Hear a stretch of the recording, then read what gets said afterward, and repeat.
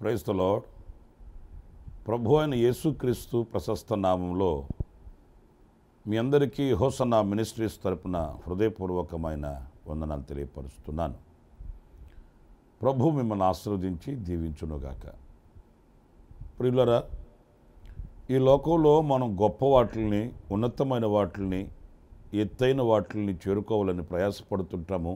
వాటి కొరకై పరుగులు తీస్తూ ఉంటాము.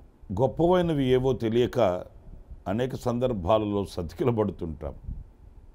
అల్పమైన వాటిని కూర్చుకొని, చేర్చుకొని, పేర్చుకొని ఏదో మురిసిపోవడం తప్ప అందులో ఉండవలసిన రమ్యకరమైనటువంటి జీవితపు అనుభవాలు కానీ, సంతోషదాయకమైన ఘడియలు కానీ మనం అనుభవించలేము.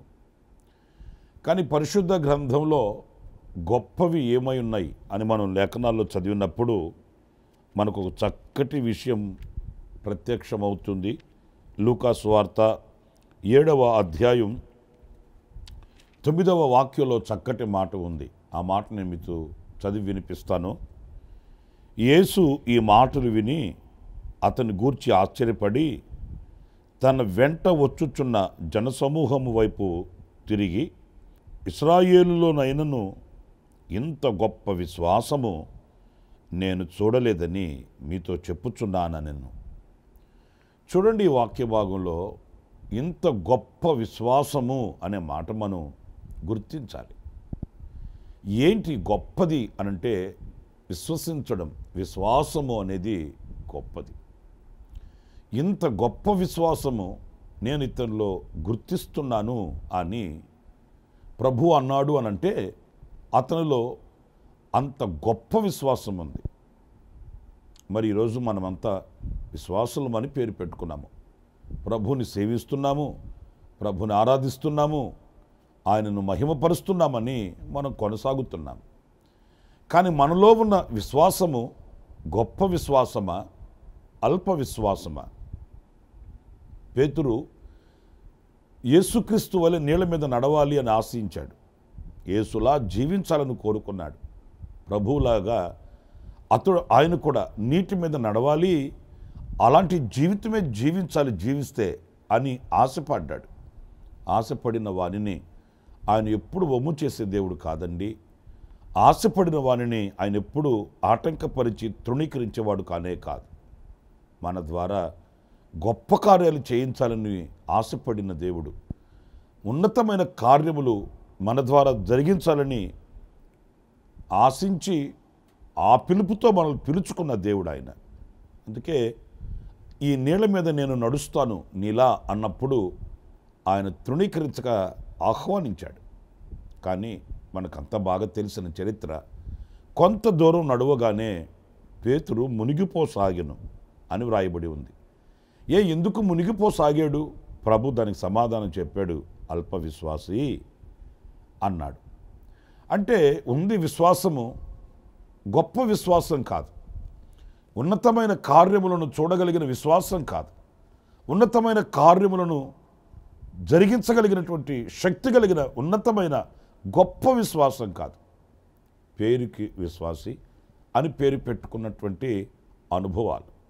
ఈరోజు మనం ఆలోచించాలి, విశ్వాసము అనేది కలిగి ఉండడం కాదు, ఈ విశ్వాసము గొప్ప విశ్వాసమై ఉండాలి. అది గొప్పది అని గనక మనం వివేచిస్తే ఈ విశ్వాసాన్ని మనం పెంపొందింప చేసుకోగలుగుతాము. విశ్వాసమందు అభివృద్ధి చెందగలుగుతాము. చిన్నపిల్లలుగా ఉన్నప్పుడు ఒక అనుభవం ఉంటుంది, కాస్త ఎదిగిన తర్వాత ఓ అనుభవం ఉంటుంది. మనకు పెద్ద వయసు వచ్చినప్పుడు మన అనుభవాలు వేరుగా ఉంటాయి. అలాగే ఆధ్యాత్మికంగా కూడా రక్షింపబడిన మొదట్లో ఉన్న విశ్వాసం ఒకవేళ వేరే ఉండొచ్చు. మరి ఈనాడు మనం ఎంత విశ్వాసం కలిగి ఉన్నాము అనేది మనం గమనించాలి. యేసుక్రీస్తు చాలా చోట్ల కూడాను ఆయన కొన్ని అద్భుతాలు జరిగించినప్పుడు ఆయన చెప్పిన మాట, విశ్వాసము గలదానవై వెళ్ళమ్మా అని, నీ విశ్వాసము నిన్ను స్వస్థపరచను అని విశ్వాసాన్నే ఆయన ఎప్పుడు గణపరుస్తూ వచ్చాడు. కొన్ని ప్రాంతాలలో వాళ్ళు ఆయన యందు విశ్వసించలేదు కనుక అక్కడ ఆయన ఏమి అద్భుతాలు చేయలేదు అనేది కూడా మనం గమనిస్తాం. కనుక ప్రాముఖ్యంగా ఈ విషయంలో నేను మీతో చెప్పగలిగింది ఏంటంటే, విశ్వాసము అనేది గొప్పది. ఈ గొప్ప విశ్వాసాన్ని మనం కలిగి ఉంటే ఎన్ని దైవ కార్యాలైనా మనం చూడగలుగుతాము, ఎంత దైవ చిత్తాన్నైనా మనం అనుభవించగలుగుతాము, శ్రేయస్కరమైన జీవితాన్ని మనం జీవించగలుగుతాం. ఇంకొక మాట మీరు హెబ్రీ పత్రిక 2వ అధ్యాయం 3వ వాక్యంలో చదివినప్పుడు అక్కడ వ్రాయబడిన మాట ఏంటంటే, ఇంత గొప్ప రక్షణను మనం నిర్లక్ష్యము చేసిన ఎడల ఎలాగో తప్పించుకుందుము. ప్రియులారా చూడండి, ఇక్కడ గొప్ప రక్షణను, ఇంత గొప్ప రక్షణను, రక్షణ గొప్పది, ఈ గొప్ప రక్షణని మనం నిర్లక్ష్యం చేయకూడదట. నిజమే కదా?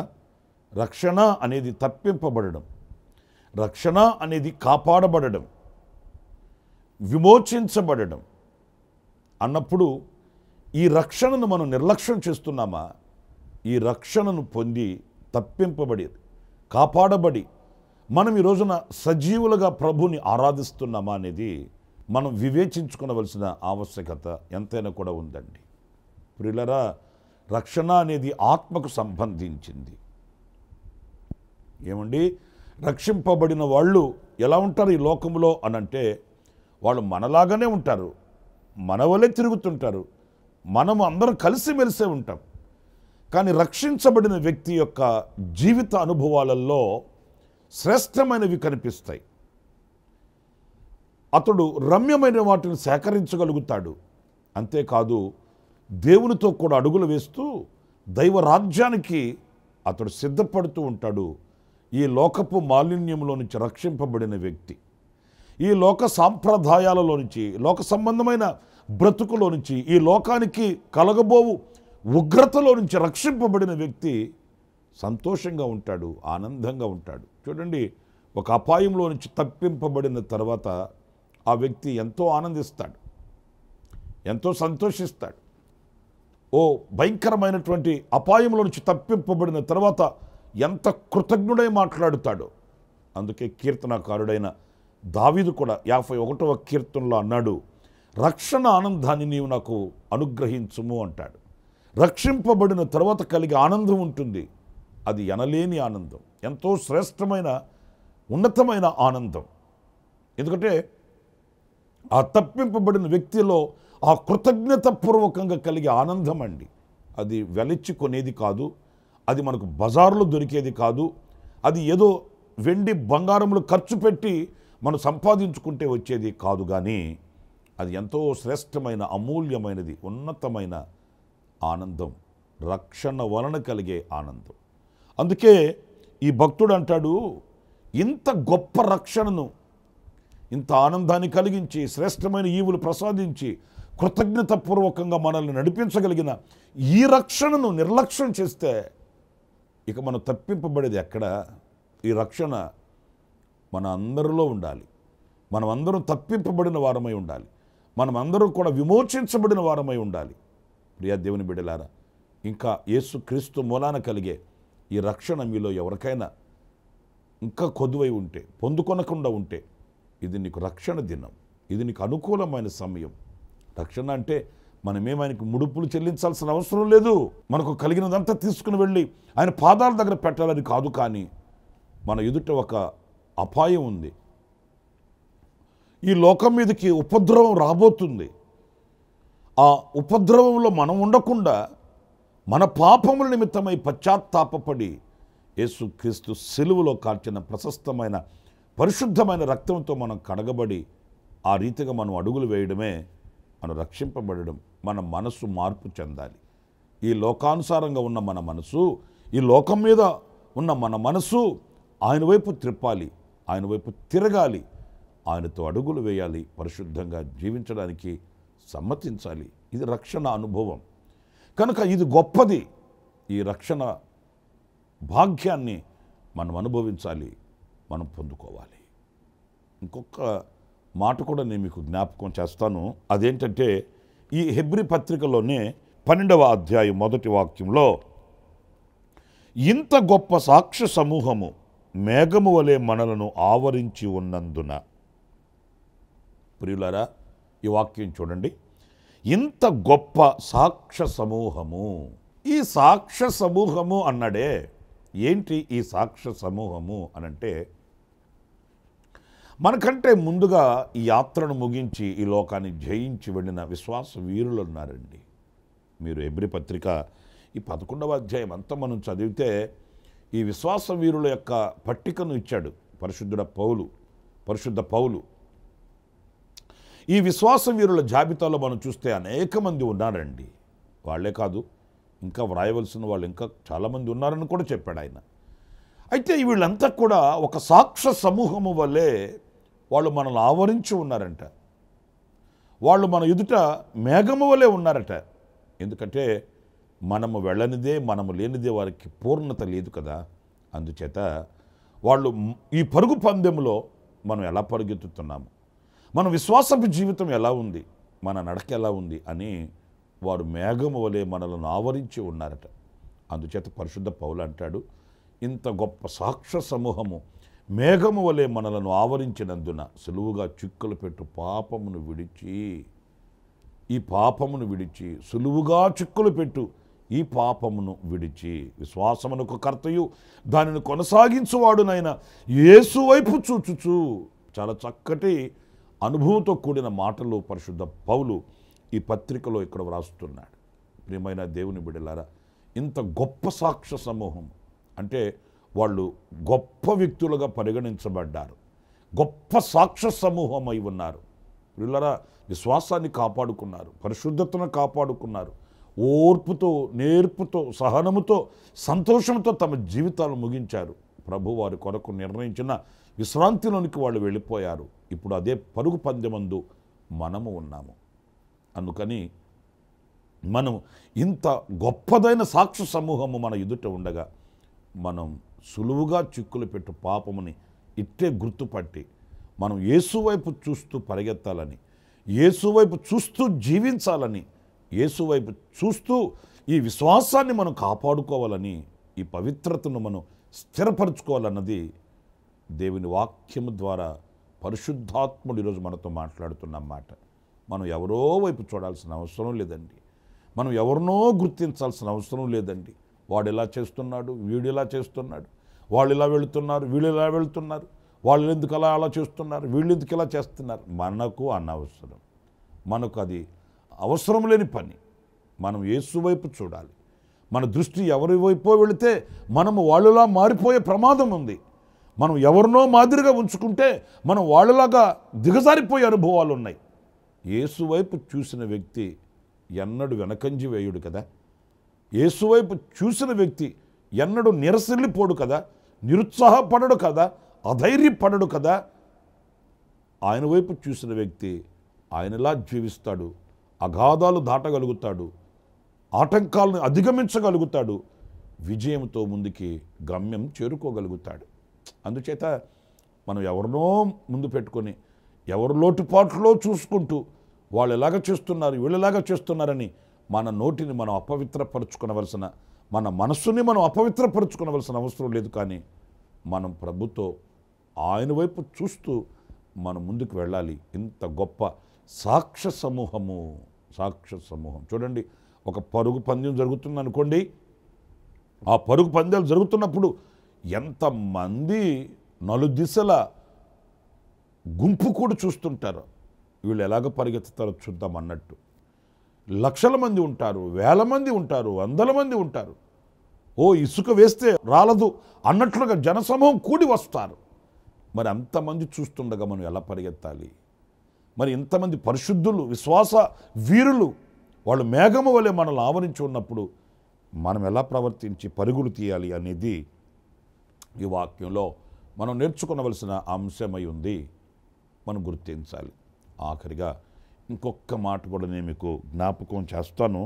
అది యెషయా గ్రంథం 54వ అధ్యాయం 7వ వాక్యాన్ని నేను చదువుతున్నానండి. 7వ వాక్యం, నిమిషమాత్రము నేను నిన్ను విసర్జించి తిని గొప్ప వాత్సల్యముతో నిన్ను సమకూర్చెదను.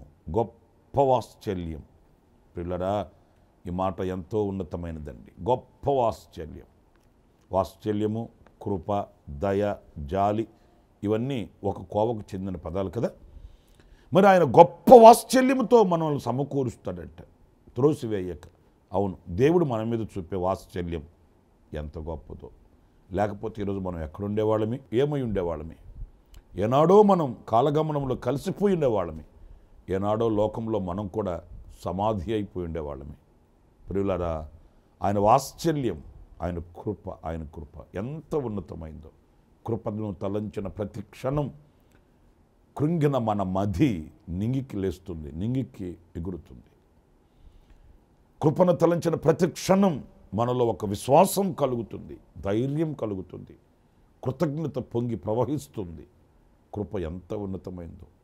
ఆ కృపే మనకు దూరం అయిపోతే, ఆ కృపే మనకు నిలిచిపోతే, ఆ కృపే ప్రభు మన ఎడల చూపించకపోతే మన జీవితం శూన్యమని చెప్పడంలో ఎలాంటి సందేహం ఏమీ కూడా లేదు.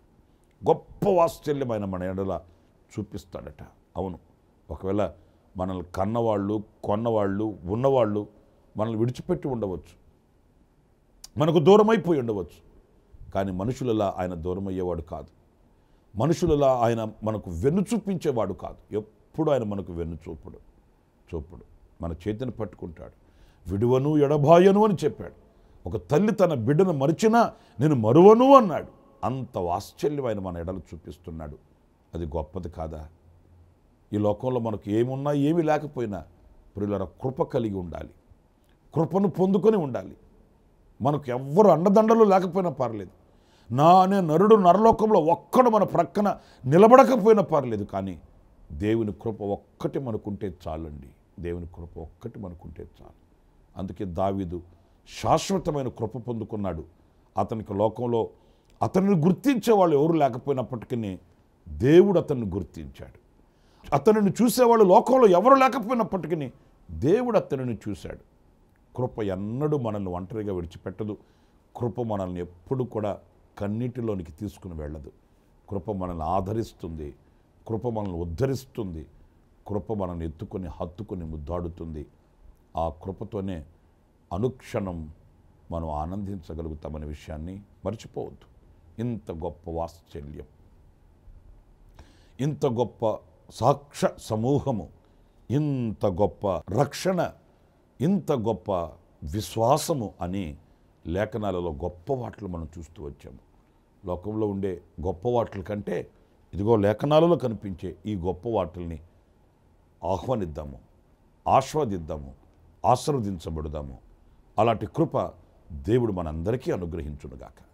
తలలు వంచండి, చిన్న ప్రార్థన చేసుకుందాం. కృపా సత్య సంపూర్ణుడా, జీవాధిపతి అయిన ప్రభువా, మీకు వందనాలు చెల్లిస్తున్నాను.